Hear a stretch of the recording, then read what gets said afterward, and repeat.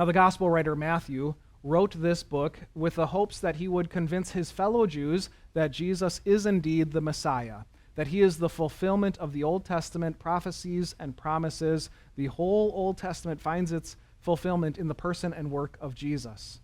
That was what Matthew set out to do, and so that's why he oftentimes quotes from the Old Testament and uses phrases from the Hebrew Scriptures to make that point clear.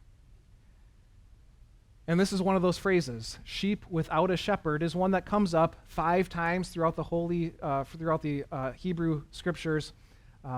We read one of them already this morning, Numbers 27. Moses, at the end of his life, is thinking about the people. After he's gone, after he dies, who's going to take care of the spiritual needs of the people? And so he tells God, we should appoint somebody else. You should appoint someone else to take my place so that my people are not like sheep without a shepherd. Now, even though we don't have too many sheep or shepherds within our congregation or within our area here of ministry, you kind of get the point, though, right? That sheep can easily be harassed and helpless. They tend to wander their own way. They're also very vulnerable to attacks. That's very true spiritually.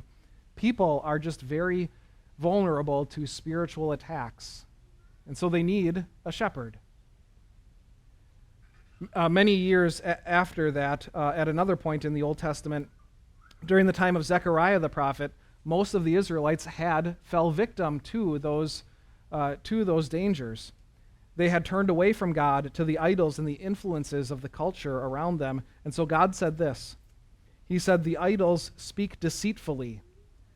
Diviners," that's people who practice witchcraft, diviners, they see visions and they lie. They tell dreams that are false.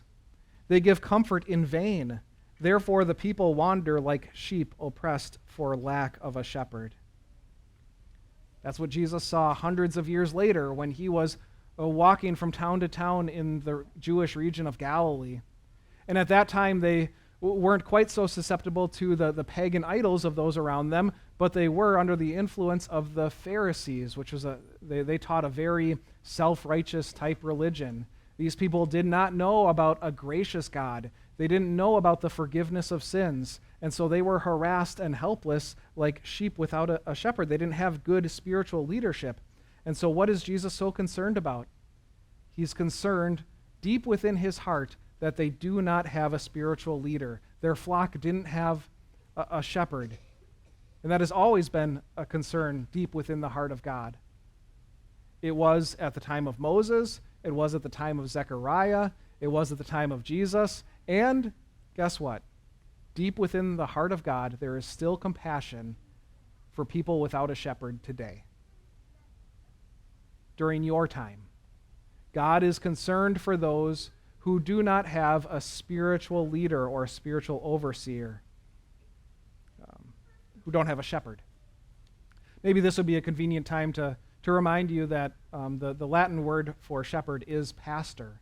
In some ways, that's what a pastor is meant to do, to be a shepherd over God's people and the flock entrusted to his care.